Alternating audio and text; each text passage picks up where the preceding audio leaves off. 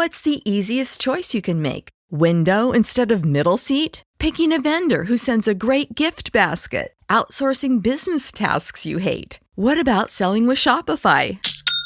Whether you're selling a little or a lot, Shopify helps you do your thing, however you cha-ching. Shopify is the global commerce platform that helps you sell at every stage of your business. From the launch your online shop stage to the first real-life store stage, all the way to the did we just hit a million orders stage. Shopify's there to help you grow. Whether you're selling scented soap or offering outdoor outfits, Shopify helps you sell. Wherever and whatever you're selling, Shopify's got you covered. Sign up for a $1 per month trial period at shopify.com/try. Go to shopify.com/try now to grow your business, no matter what stage you're in. Shopify.com/try. The T-Biz podcast delivers tea news that you need to know. A recap of the week's major headlines with commentary and cultural trends hosted by Dan Bolton. It is the voice of origin for tea professionals and enthusiasts worldwide. Tea nourishes and inspires. It is an ancient plant-based medicine that simultaneously heals and energizes the body as it soothes the mind. Making fine tea is a blend of artistry and craftsmanship.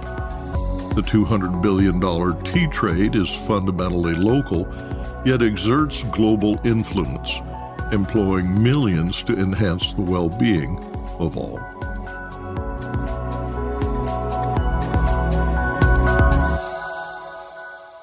Hello, everyone. Here are this week's headlines. Sri Lanka names Rajpal Obeyesekere Tea Board Chair. Kenya abandons tea auction price minimums. And the Tetley UK factory walkouts continue. Plus, Pachamama Co-op profits from soil to cup. Pachamama is a farmer-owned global cooperative of 400,000 small coffee growers in Peru, Nicaragua, Guatemala, Mexico, and Ethiopia. The venture demonstrates that farmers who retain control of their supply chain earn significant returns by capturing the profits of value addition from soil to customer. Headquartered in Sacramento, California, the cooperative was co-founded by Thaleon Tremain, who as CEO is celebrating 20 years of innovation. Thaleon joins T-Biz today to explain how a thriving, vertically integrated cooperative producing coffee has some valuable lessons on microeconomics for the tea industry. In memoriam, industrial titan Ratan Tata, former chairman of Tata Sons and a 2008 recipient of the Padma Vibhushan, India's second highest civilian award, died this week at 86. More in a minute, but first, this important message. What makes a perfect cup of Ceylon tea? The perfect cup is from the tea businesses that ensure the protection of all the children living within their tea estates. We salute Kailani Valley, Telawakili, Bogawanthalawa, Harana, and Elliptia tea estates. Support Save the Children, Sri Lanka. Long-tenured tea trader Rajpal Obeyesekere is the newly appointed chairman of the Sri Lanka Tea Board. Ministry of Plantations Industry Director General M.S. Arnirudra announced the appointment this week, one of the first of the newly elected Anura Kumara Disayanake administration appointees. Obeyesekere, 72, replaces Niraj Demel, who has chaired the Tea Board since June 2022. The new chair began his career as a taster under Harry Jayawardena at the government-owned Consolidated Tea Export Company, more commonly called Consol Tea. In 1977, Obeyesekere was one of the three founders of the Stassen Group, a tea exporter and FMCG importer. During the 1980s and 90s, Stassen Group acquired several ventures, including Distilleries Corp., Lanka Milk Foods, Browns Group, and Hatton Bank, and invested in several financial institutions. In 2015, he was appointed chairman of the Foreign Employment Bureau, leaving that post in 2019. The Sri Lanka Tea Board, founded in 1976, is a regulatory authority that oversees tea quality and provides marketing, branding, and global promotion of Ceylon tea. Obeyesekere leads a board that faces several challenges, including declining tea yields due to aging stock and unpredictable weather conditions, high production costs compounded by labor shortages, and global competition from India, China, and Africa for orthodox black tea exports. Kenya has suspended the reserve price requirement for tea sold at the Mombasa auction, restoring the market to unfettered supply and demand dynamics. In a letter to tea stakeholders, East African Tea Trade Association Managing Director George Omuga writes that the decision will benefit exporters, brokers, and packers. The Kenya Tea Development Agency network includes 618,000 growers. Together they produce most of the country's tea. In 2022, fearing a destabilizing market due to falling prices, Kenya established auction minimums, $2.60 per kilo for factories east of the Rift Valley and a lower $2.40 per kilo minimum for tea grown west of the Rift. The prices averaged $2.34 per kilo, a minimum calculated to ensure a return higher than the cost of production to cushion farmers from losses. It didn't work. The Mombasa auction, the largest by volume globally, sells tea from 9 African countries where price restrictions do not apply. Once the Kenyan minimums were enforced, sellers across the African community cut prices, creating a surplus of Kenyan tea. Warehouses bulged and prices plunged. Newly harvested tea was plentiful due to favorable weather and fertilizer subsidies. Compounding the situation was a high court ruling that permitted previously forbidden direct sales to foreign buyers who negotiated privately. Independent factories supplying the domestic market simply bypassed the auction. Tea generates 2% of the nation's agricultural gross domestic product and is one of the country's largest sources of foreign exchange earnings, generating $1.4 billion in 2023. This year, approximately 100 million kilos of tea has yet to be sold. The East African Trade Association, which operates the auction, urged players to, quote, observe ethical tea pricing practices to ensure that teas are not sold at prices below production costs, end quote. All teas offered through the direct sales overseas window should be sold at a price above the prevailing auction prices, writes Omuga.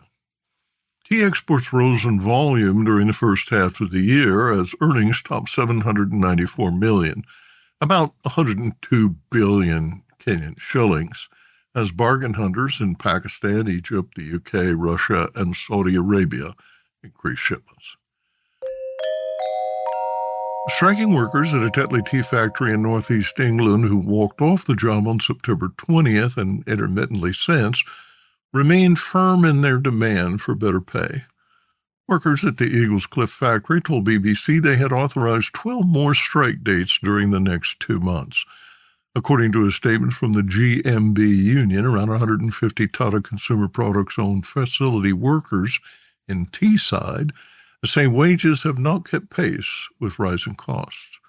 A Tata spokesperson told Retail Dive, quote, we are not immune to the difficult economic circumstances facing families and businesses, but we do believe the pay award offers made by us to be fair, end quote.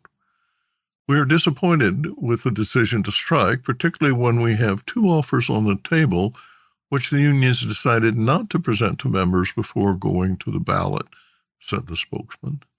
Tata said workers were offered a 4.4% pay raise compared to the 7% negotiated in last year's contract. GMB organizer Paul Clark said, quote, these women worked their fingers to the bone for this company, providing the UK with its favorite cup of tea. but they're paid a pittance, and it is just not right, end quote. Workers feel saddened and hurt by the way their employer has treated them, Clark told BBC. He added, Tata bosses need to be clear. These women will not be intimidated and will not back down until they want a pay rise that allows them a decent standard of living, end quote. GMB said workers asked for a one-year deal. The national minimum wage rose by 9.8% last year, and that's what members are focused on, end quote. In memoriam. Industrial titan Ratan Tata, former chairman of Tata Sons and a 2008 recipient of the Padma Vibhushan, India's second highest civilian award, died this week at 86. Next, Arvinda Anantharaman in Bengaluru reports on this week's India Tea News.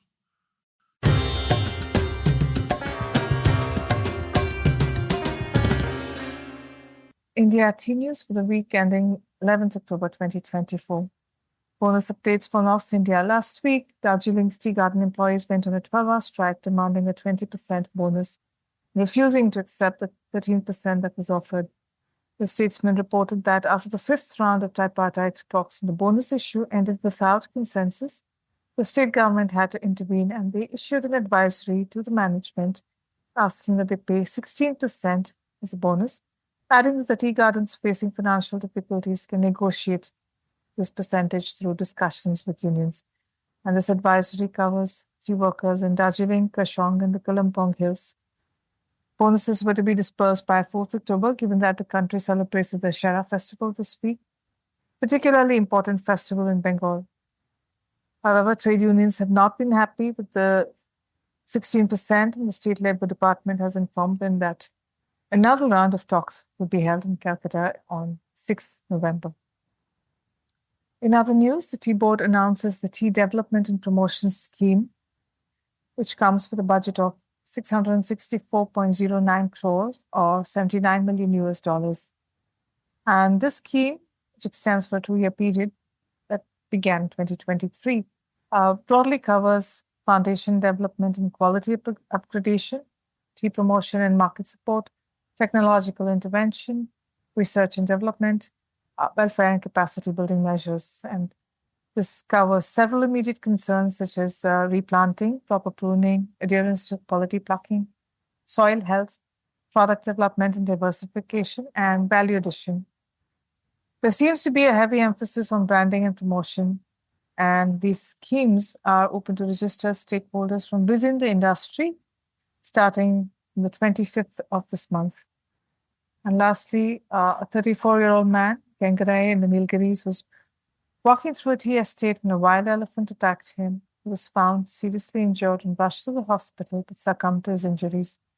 This is the third casualty in Gengarai in 2 months. The villagers staged a protest calling for the government to do something to prevent more deaths. While man-elephant conflict is prevalent around the country, all the tea regions are struggling with this problem. And now, a word from our sponsor. Hi, I'm Nish. I grew up in an organic tea farm and founded Nepal Tea Collective in 2016. Tea is not just a beverage for me, but a catalyst for social change, sustainably empowering hardworking artisans like my parents for the past 30 years. I'm on a mission to make the whole world aware of the goodness of Nepali teas and the good that comes from supporting growers in this remarkable land. If you haven't tasted Nepali teas yet, you're missing out. Our award-winning teas are making headlines. Find out why.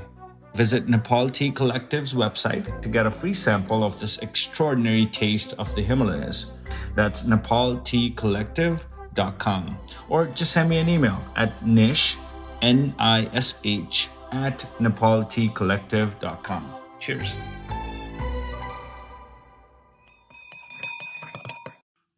Pachamama is a farmer-owned global cooperative of 400,000 small coffee growers in Peru, Nicaragua, Guatemala, Mexico, and Ethiopia. The venture demonstrates that farmers who retain control of their supply chain earns significant returns by capturing the profits of value addition from soil to customer. Headquartered in Sacramento, California, the cooperative was co-founded by Thaleon Tremain, who, as CEO, is celebrating 20 years of innovation. Thaleon joins T-Biz today to explain how a thriving, vertically integrated cooperative producing coffee has some valuable lessons on microeconomics for the tea industry.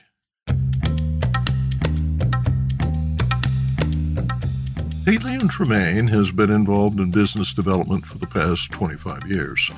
He holds a master's in entrepreneurial studies and marketing from Texas Macomb School of Business and an MBA from Pontificia Universidad Católica in Chile.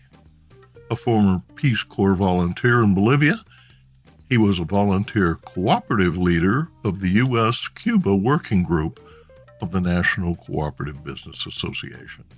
Congratulations on being named the 2024 Sustainable Food Gold Award winner in the Sustainability Pioneer category. The award commemorates visionaries and trailblazers and is well-deserved. Well, thank you very much for those kind words.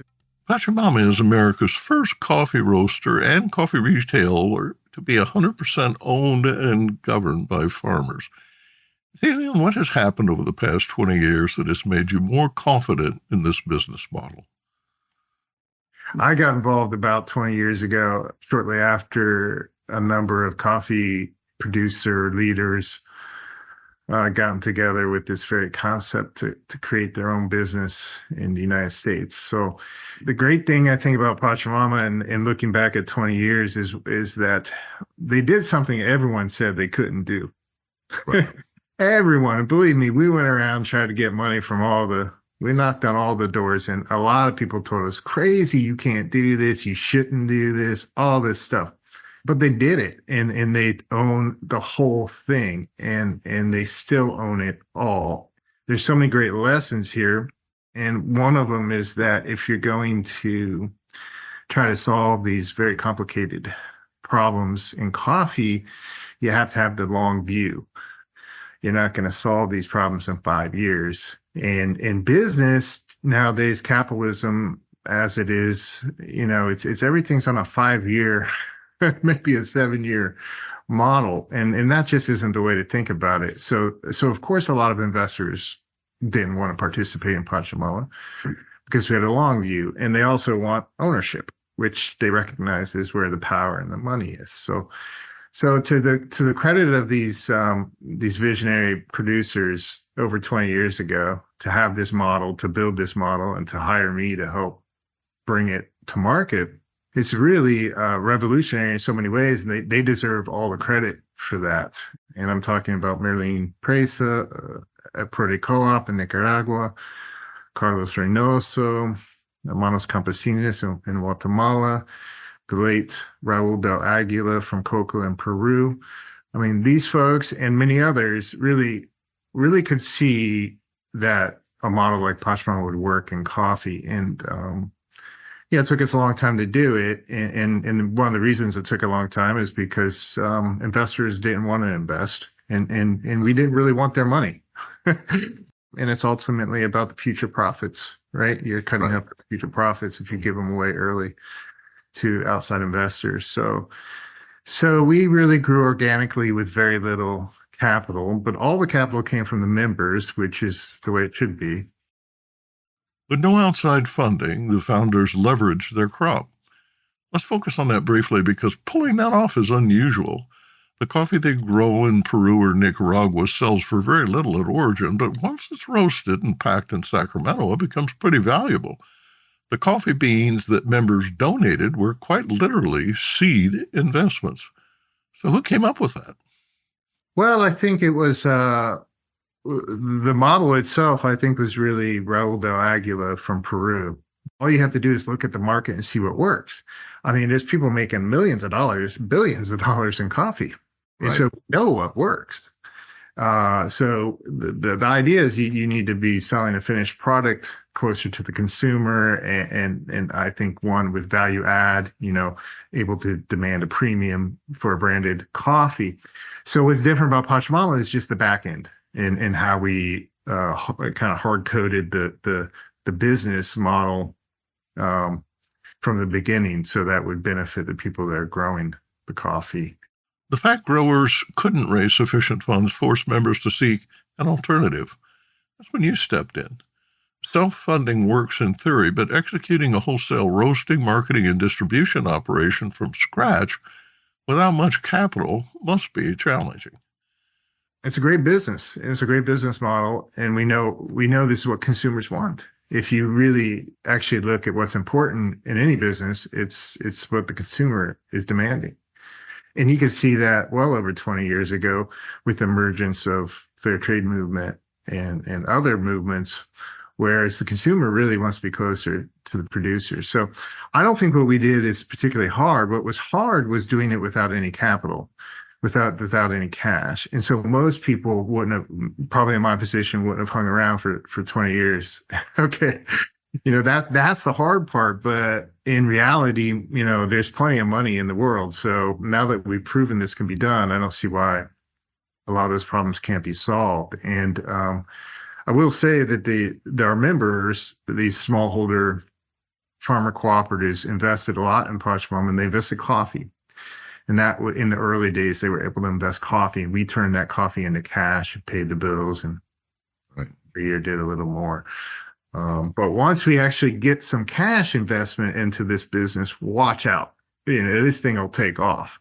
So we managed to go this far without any of that. And the flip side of that is that we're 100% farmer owned, and all that equity is still in the hands of farmers. And if they want to, they've got the option to go out and sell parts of that at a high price. Because to your point, the company's worth a lot of money. There may not be an exit strategy, but it's worth a lot. And we can bank on that in other ways. And we can really get money flowing back to the producers through higher profits. Let's discuss the shortfalls of a commodity-focused industry. Both tea and coffee have myopic visions. The middle guys see how they can maximize the middle. Retailers always push the merchandisers to maximize revenue at the top end. Growers waste a lot of effort competing with each other to drive down prices and reduce value. They say it's okay because, quote, we've achieved high yields and significant volume, end quote. You're not making much money if you have a significant volume and only sell your stuff for pennies. How do you shift people's mindsets from the shortfalls of commodity production to the benefits of value addition? Well, that's a great question. And it really boils down to supply and demand, and for the last 400 some years, I believe we've been encouraging producers just to grow more. And that's the solution. More, more, more. More supply, that's your only way out. Right. But of course, it doesn't work that way because as a result, you got no profit, to your point. So when you're producing a commodity, you're powerless on a global scale, and certainly in the case of coffee. Commodity producers are completely powerless to gain anything above really the cost of production. And a lot of times they're lucky to get that. So you have to focus on demand. You have to focus on raising the price and increasing the power of the commodity producer to be able to sell the produce for something a little more than a commodity. So that's where the investment needs to be on the demand side. And we've seen virtually no investment on the demand side from the producers because they got no profit. So how can they get there? Meanwhile, everyone over here is saying, yeah, heck yeah, I'm going to invest in this demand because suddenly coffee goes from being just a commodity worth a couple dollars to being a luxury good worth like $20 a pound. There's very few agricultural products like that. I think coffee's one, tea to a certain extent, lesser extent, possibly cacao, but a lot of value added required there. Wine, but a lot of work in the middle required there too. Coffee, very little actual transformation of the product. The roasting process is very simple. Has to be done ideally close to the consumer in a timely manner and done well. But it's not particularly hard to do, and it doesn't even require huge amounts of capital to do it. So here you got a product that just has so much real value in it, and we can see consumers are willing to pay a lot for it. And yet the producer remains completely powerless, growing a commodity and being told by everyone, well, just grow more. But, that just benefits those of us on this side of the equation is because we're going to have more power to exert over the producer when it comes time to buy the coffee. So maybe we're starting to see some of that change. And I think, the markets will determine supply and demand, but we're starting to see pressure on supply. And that's going to possibly result in very high prices for coffee in the future because the consumer is willing to pay for it. Your reply segues nicely into a discussion about the monetization of intrinsic value, promoting coffee, quote, as more than a score, end quote, by emphasizing values such as ethical labor practices, gender equality, and soil revitalization are attributes that can help you add value at the source in the coffee lands. Will promoting coffee's intrinsic characteristics enhance its value in the eyes of consumers? And that gets down to investing in demand and telling your story, marketing yourself, promoting your commodity as something more than that. But that's very hard for producers to do. And in fact, the people that do it are the roasters and the retailers. So that intangible value exists, but it's not going to the producers almost at all. So the real solution, if you want to get serious about it, is the producer dealing directly with the consumer and getting right to the person who values that coffee and that story and all those intangible values. Get to those people directly as much as possible. So I think there's a distribution, like a logistics move here, was where you just build that bridge and go straight to those consumers and get to them because they value it the most. And then there's, the longer stretch of trying to build up branding around your coffee and getting people to demand your coffee. The real, I would argue that I think the producers know their coffee's worth much more. They don't understand how much it's worth because they're not here seeing just how much people are paying for it. And they're not paying the prices that we pay at cafes for a latte. They don't quite understand it that way, but they get it. They know that their pictures are valuable. They see more and more people coming down with cameras and videos and grabbing that story and putting it on their bag and selling it. Well, now they're starting to understand that, wow, like my picture, my face is valuable. My farm, my beautiful shade-grown farm is valuable. Beginning to see that, but they can't really capture it because they don't have access to the consumer in any way. And that's the fundamental, the big problem in coffee, I would say, is that the big problem, and I think many people don't understand this, is that producers have no power.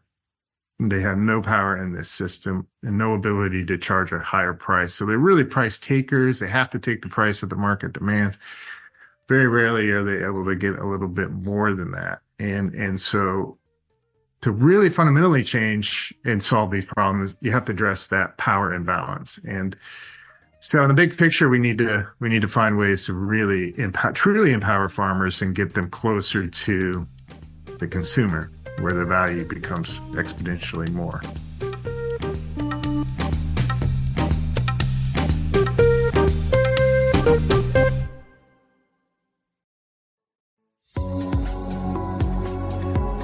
Intrigued by what you heard in today's podcast? Would you like to learn more from our global network of Tea-Biz journalists and tea experts? Remember to visit the Tea-Biz website for more comprehensive coverage. That's www.t-biz.com.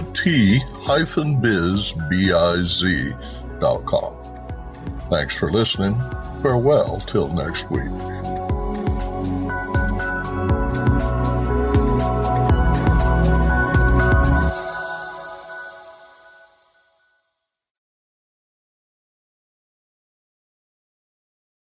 Produced by Adavita Studios. Connect your voice to the world. Most tax pros leave a message. It's Jane. I'm moving on to a TurboTax expert who beat your price. Adam Devine, tell him how I feel. Hey, tax pro, she's been thinking twice. Best believe TurboTax will beat your price. This is a tax break. Switch to a TurboTax Live expert and we'll beat what you paid your pro last tax season. Make the switch at TurboTax.com/beatyourprice. TurboTax full service only. Sign up by 12/20/2024 and file by 4/1/2025. Full details at TurboTax.com/beatyourprice.